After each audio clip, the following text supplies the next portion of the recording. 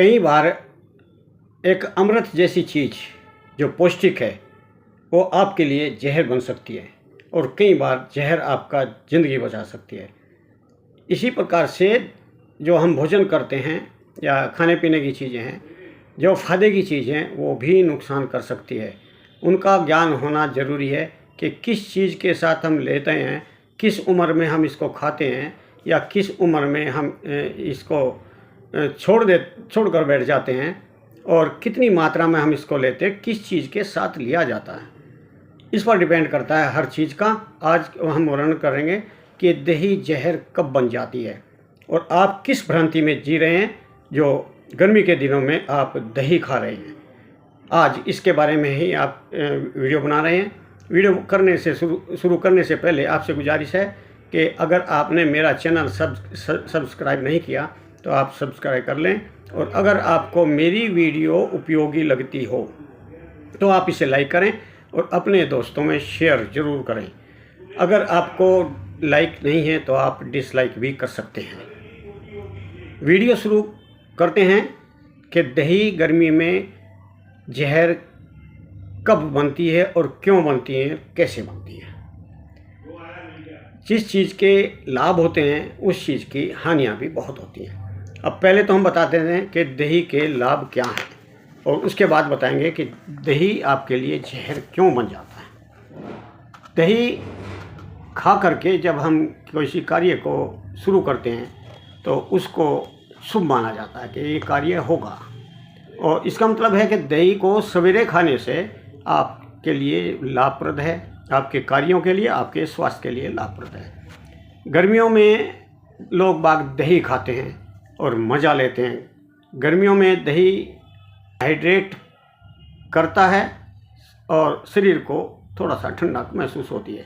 साथ ही साथ एनर्जी का स्तर भी बढ़ता है क्योंकि दही में विटामिन ई, जिंक, फॉस्फोरस होता है और जिसके कारण से स्किन का रंग निखर जाता है।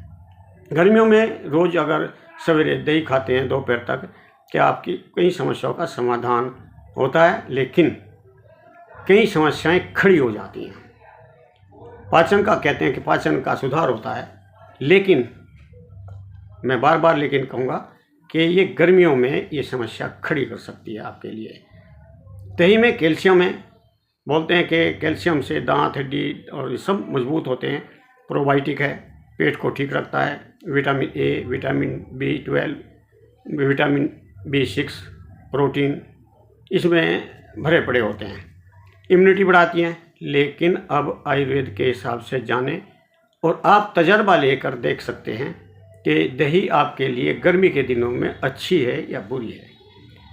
दही ठंडी है, ये एक बहुत बड़ा भ्रम है। आयुर्वेद के चरक शास्त्र में, सुश्रुत शास्त्र में, अष्टांग संग्रह में साफ लिखा है कि बसंत ऋतु और ग्रीष्म ऋतु, शरद ऋतु में दही का प्रयोग ना करें। क्यों ना करें?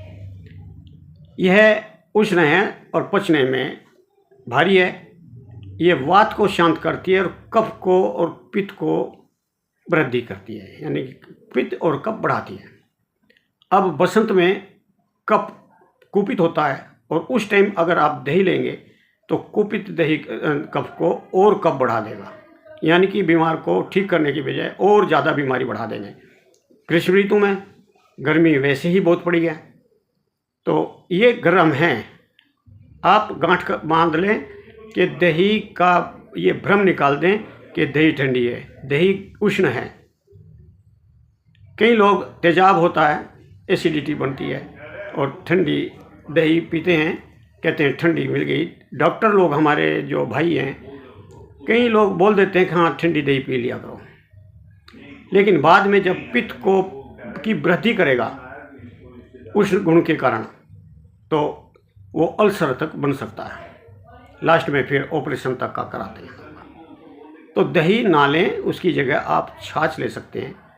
उसका गुण भी कुछ पित्तवर्धक है, लेकिन उतना नहीं जितना आपका दही है। दही के लेने से आपको पित्त की वृद्धि होती है और शरद ऋतु में तो पित्त कुपित होता है।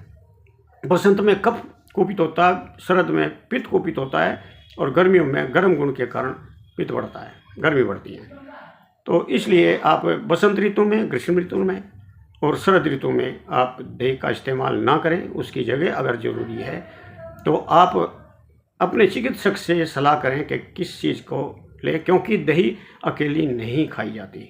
उसके साथ या तो दही होगा या घी होगा या शहद होगा या मिश्री होगी या गुड़ होगा, कुछ ना कुछ तो उसके साथ मिलाया जाता है और वो आपके दोषों के हिसाब से बताया जाएगा या मौसम के हिसाब से। बसंत ऋतु में जब कफ बढ़ जाता है तो अगर उस टाइम पर दही और छाछ लेते हैं तो कफ तो और ज़्यादा बढ़ जाएगा। इसके लिए अगर लेना ही है तो तिरकटू डाल करके दिया जाता है और वो भी आधा कप से कम दिया जाता है। पित्तवर्धक और कफवर्धक होने से इसको रोज़ रोज़ गर्मियों में ना लें।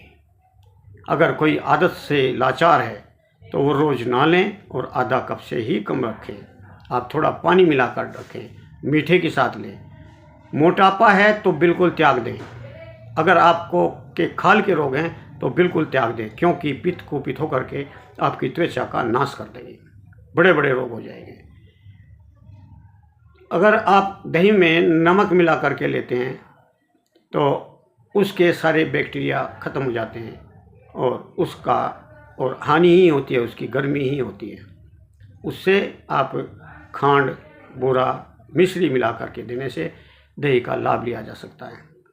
रात के समय चाहे कोई सा भी मौसम हो, रात के समय दही नहीं लेनी चाहिए। कोई सा भी मौसम हो, नमक मिला करके नहीं खाने चाहिए। दही को कभी भी गर्म करके नहीं खानी चाहिए। अगर आपको सर्दी, कफ, खांसी, दमा, सांस का रोग है तो आप दही टच भी ना करें। बासी दही और खट्टी दही बिल्कुल मना है, अन्य तो पित्त बहुत ज़्यादा कुपित होगा जो कंट्रोल करने से बाहर निकल जाता है। और कई जगह आप दवाइयाँ खाते रहते हैं फिर भी ठीक नहीं होते। लोग बाग क्या करते हैं, एसिड बन रहा है और एंटासिड खाते रहते हैं, दही भी खाते रहते हैं, छाछ भी पीते रहते हैं, एंटासिड खाते रहते हैं। एंटासिड के आप साइड इफ़ेक्ट्स तो देख लो कि इसके साइड इफ़ेक्ट्स क्या हैं। तो दही के क्या साइड इफ़ेक्ट्स हैं? ये साइड इफ़ेक्ट्स नहीं है, ये इनके काल विपरीत, विधि विपरीत। अगर आप दही लेंगे तो ये नुकसान कर सकती है। अगर आप ग्रीष्म ऋतु में या बसंत ऋतु या शरद ऋतु में लेते हैं तो आपको ये नुकसान करेगी, क्योंकि इसका गुण है कफ बढ़ाने का, पित्त बढ़ाने का। और जिसका ये गुण है उसको आप ना लें, ये आयुर्वेद में के निर्देश हैं। ये अगर आपको थायराइड है, मोटापा है, शुगर है और पेट में अल्सर है, एसिडिटी रहती है या त्वचा के रोग है, खुजली है, सोराइसिस है, आप दही को टच ना करें, नहीं तो मैं गारंटी देता हूँ आप कभी ठीक नहीं हो सकते। दही सिर्फ सर्दी और बरसात के टाइम की है। उष्ण गुण होने के कारण दही सर्दियों में खाई जा सकती है। बरसात में वात शांत करने का इसका गुण है, बरसात में खाने से आपको लाभ मिल सकता है।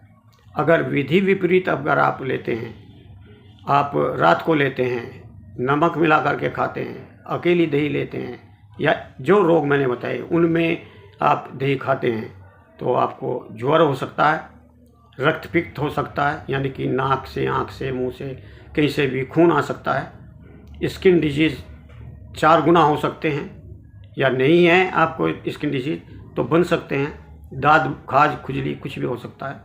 और पांडु रोग यानी कि पीलिया रोग, आपके खून में गड़बड़ हो सकती है। जब खून खराब होता है तो सारे शरीर के रोग कुछ भी पैदा हो सकते हैं। आज दही के बारे में इतना ही। अगर आपको कोई ऑब्जेक्शन है मेरी इन बातों पर, आप कमेंट में लिखें और मैं प्रमाणित करूंगा कि आयुर्वेद में किस शास्त्र में कैसे और कहाँ लिखा है।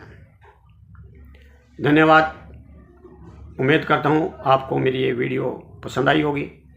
अगर पसंद आई है तो 5-6 दोस्तों में शेयर करें। धन्यवाद, नमस्कार, टेक केयर।